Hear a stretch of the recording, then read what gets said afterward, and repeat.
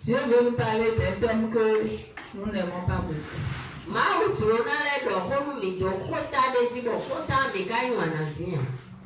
Et puis il va dire,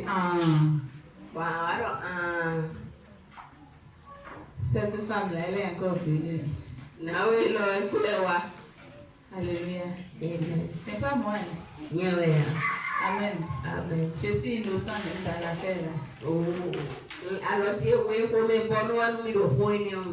Alléluia. Amen.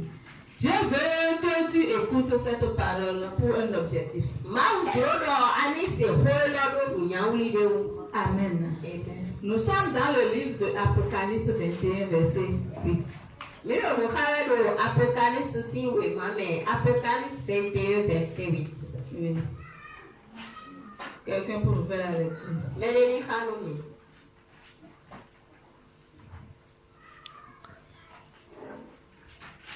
Mais pour les lâches, nous prenons les incrédules, nous manitons les abominables, mais les meurtriers, mais routons les impudiques, agaletons les enchanteurs, mais blétons les idolâtres, nous sentons les et tous les menteurs. Leur place sera dans les temps ardents de feu. Et de soufre. Ce qui est la seconde mort. Amen. Amen.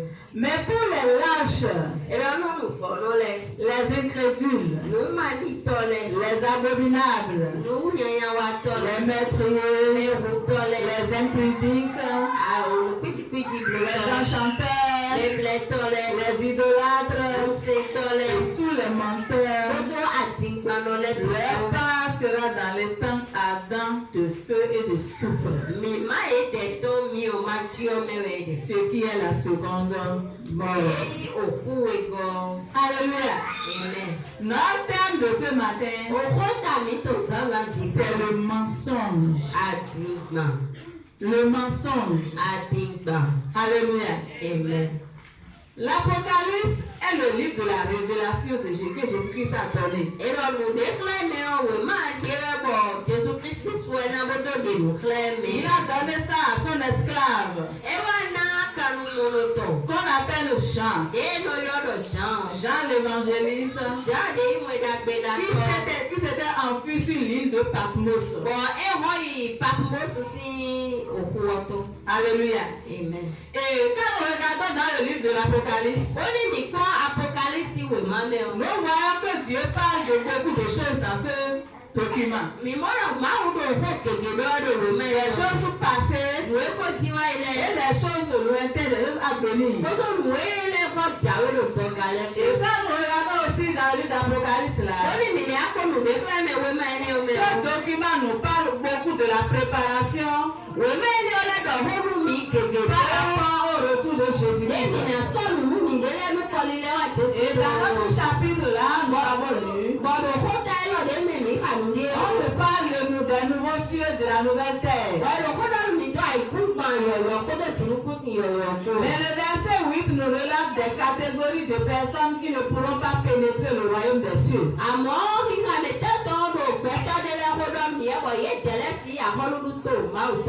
Et dans ces choses citées, il y a quelque chose qui est dedans qui est très fréquent. Et c'est aussi très ignoré. Alléluia. Aujourd'hui, nous n'allons pas parler de beaucoup d'autres choses, mais nous voulons considérer tous les menteurs. Tous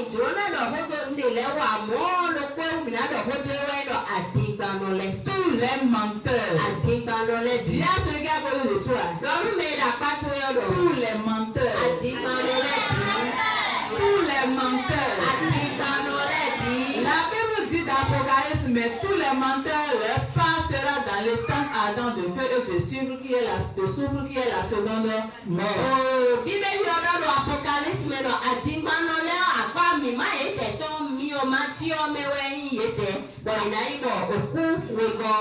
C'est quoi le mensonge? Le mensonge là, c'est le contraire de la vérité.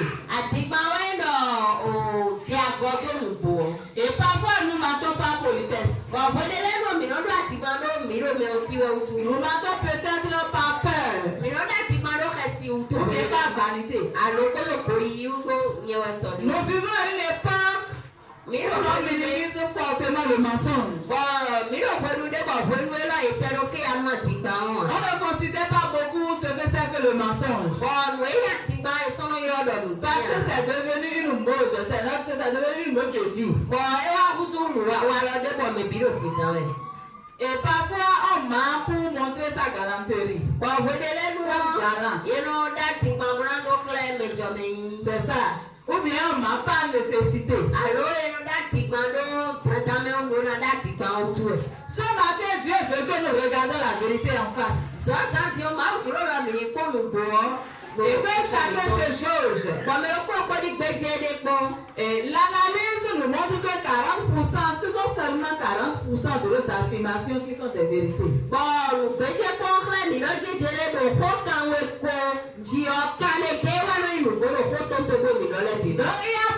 a plus au fait de mensonges dans nos paroles que de vérité.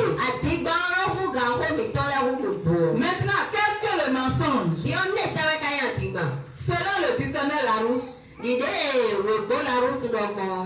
mentir, c'est affirmer le faux. Nier ce qui est vrai. Alléluia. Maintenant, ce matin-là, nous allons diviser le mensonge là en 5 parties. Alléluia. Amen. Pour ceux qui écrivent là, écrivez. La première point, c'est la tromperie. La tromperie. La tromperie. C'est quoi la tromperie?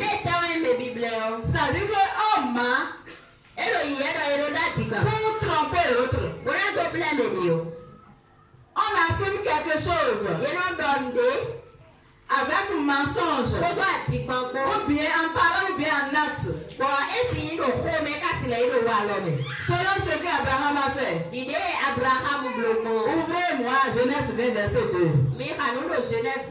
Abraham aussi a trompé Abimelech. Qui est là?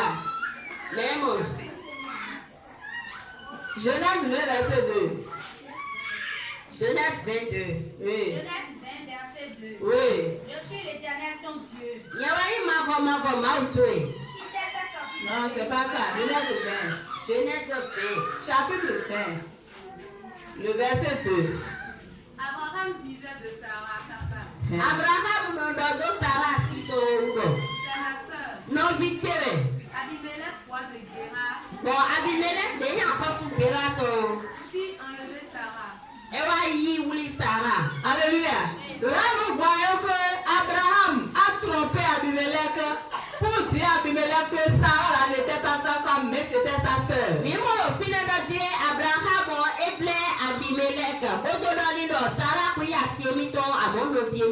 En réalité, Sarah était la demi-sœur réellement d'Abraham. Mais était aussi sa femme. Mais quand Abimelech a demandé c'est qui cette belle dame-là? Pas peur. Pourquoi ne le tue pas là? Il a dit à Abimelech. Il a trompé au fait. C'est sa soeur, c'est sa femme. Mais il a dit c'est ma soeur. C'est du mensonge. Donc vous voyez que la tromperie est du mensonge. Bien regarde toi, la tromperie c'est du mensonge. Alléluia. Nous allons évoluer. Deuxième point. L'exagération. Merci.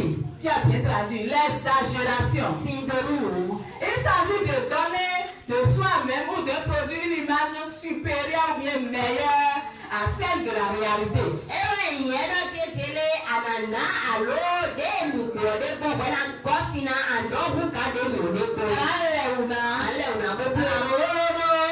C'est de l'exagération.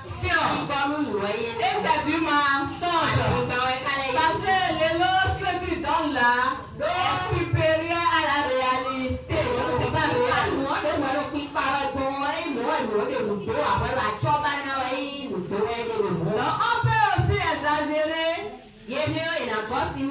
En voulant rapporter un fait.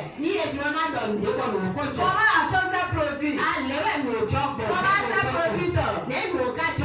Donc quand il y a le mensonge là-dessous, on exagère, on augmente, on embellit, on dit de manière à apporter quelqu'un, ou bien on dit de manière à soutenir quelqu'un. C'est de l'exagération et c'est du mensonge. Donc il y a quelqu'un qui le toit. L'exagération est du mensonge.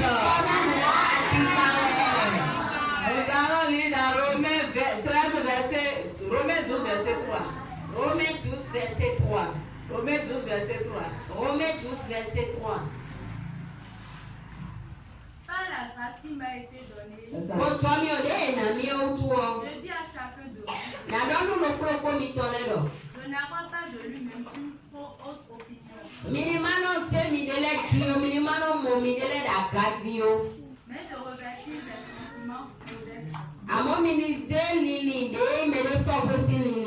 selon la mesure de foi que Dieu a départie à chacun. Alléluia. Donc le verset là de nous dit, tu ne peux pas avoir une autre opinion de nous-mêmes. Donc ne pas exagérer. Tu vas me dire comment? Tu sais que ça fait. Tu parles, tu ajoutes autre. Tu as exagéré. Mais cela s'appelle du mensonge. Alléluia. Le troisième point. Le faux témoignage. Le faux témoignage. C'est d'affirmer quelque chose qui nuit à la réputation de l'autre.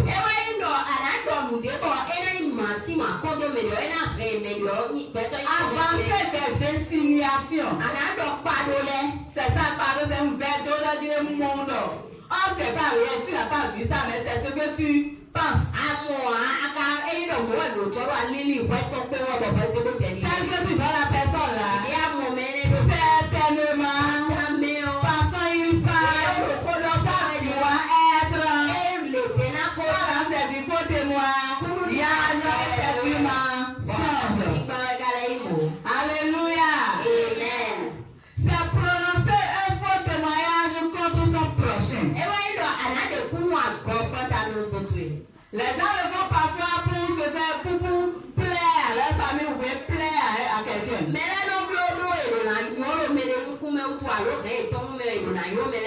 Exode 20, verset 16 nous dit quelque chose.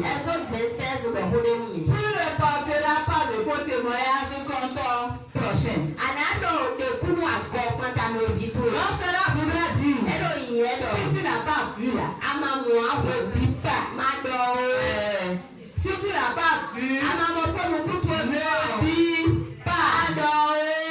Ne donne pas un faux témoignage. Et après tu as dit, j'ai cru que, je pensais que c'est du faux témoignage. Maintenant nous allons sur le quatrième point, qui est la flatterie. C'est ça, la flatterie. Flatter. Flatter là, c'est le contraire de la calomnie. C'est ça. Tu vas lui dire de jolies paroles, de bonnes choses, de belles paroles. Dans ton corps intérieur que c'est du mensonge pour plaire à cette personne-là, mais pour recevoir quelque chose.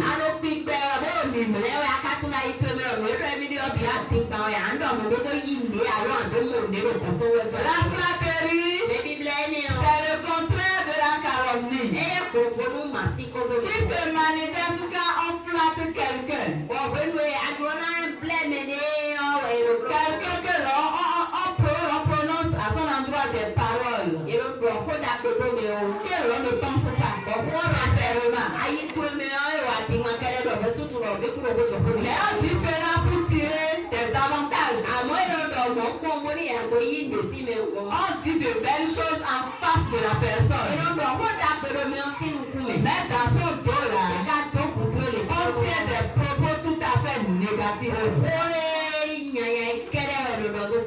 Somme 12, verset 3. Somme 12, 3. Dans le lit. Who is there? Qui est là? Mais bon. On se dit des faussetés les uns aux autres. Et on assure les lèvres des choses flatteuses. le suivant. C'est ça, tu as 4 chez toi. Que l'Éternel extermine toutes les lèvres flatteuses. C'est ça. La langue qui discourt avec arrogance. Donc la flatterie là, c'est du mensonge. Il faut dire ce qu'il y a collé au toit là. La flatterie, c'est du mensonge. Alléluia. Maintenant, nous allons sur le dernier point qui est le commérage.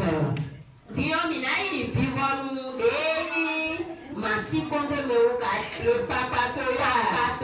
C'est ça. Alléluia. Le commérage.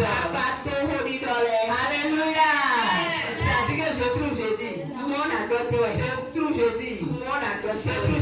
Ouais, c'est ça on appelle le commérage. Et vous répétez avec moi le commérage. Faut dire commérage. Le papatoya. Alléluia. C'est ce qui a trait au bavardage. Alléluia. Timothée 5, 13. C'est-à-dire que ceux qui gardent parole en eux là, c'est cassé.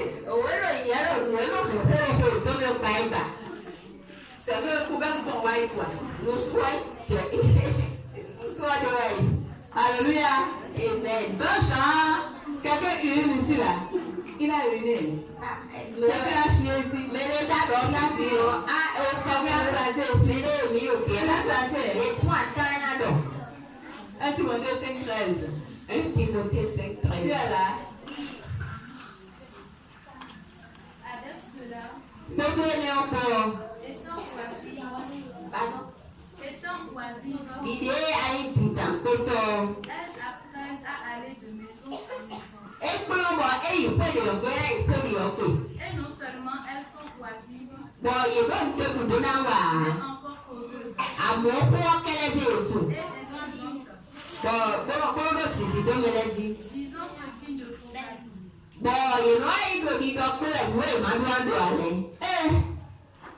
Je vais en relire. Avec cela étant oisive, elles apprennent à aller de maison en maison. Et non seulement elles sont oisives, mais encore causeuses et intrigantes. Disant ce qu'il ne faut pas dire.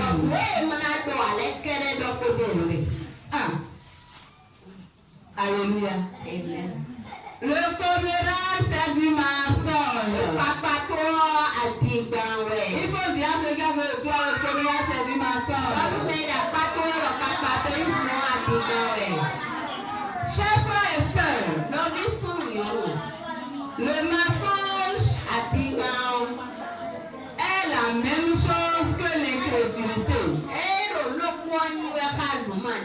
que le meurtre, l'impudicité, les enchantements et l'idolâtrie.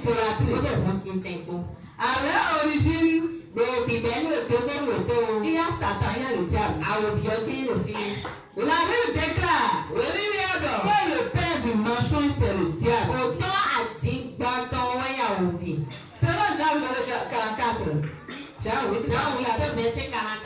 Quiconque aime le mensonge fait du diable son père. Et malheureusement, beaucoup sont esclaves du mensonge. Que les chaînes de mensonges qui sont dans ta vie soient brisées ce matin. Amen.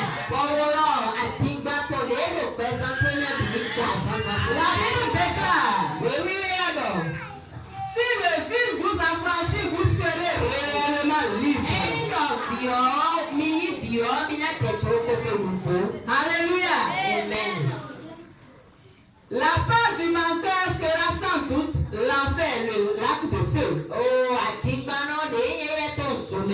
Alléluia. Amen. Donc nous devons savoir qu'au terme du temps, à la fin, Jésus qui est l'homme de la vérité paraîtra pour finir avec le mensonge. Et il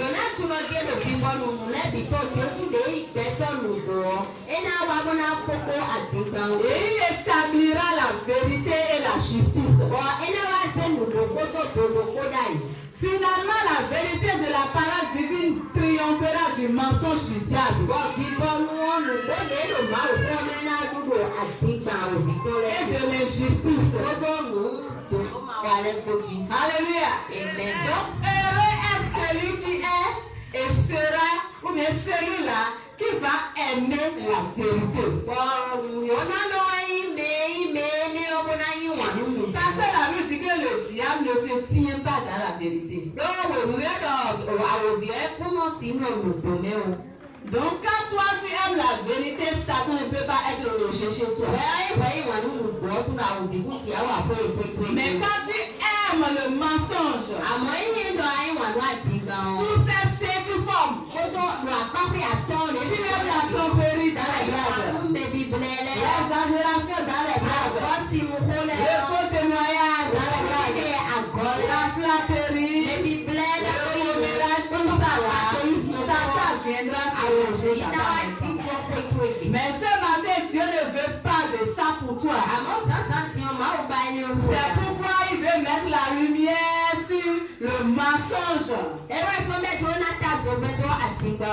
Pour que tu saches. Parce que la Bible dit, mon peuple périt, faute de connaissance. Alléluia. Amen. Levons-nous pour la prière.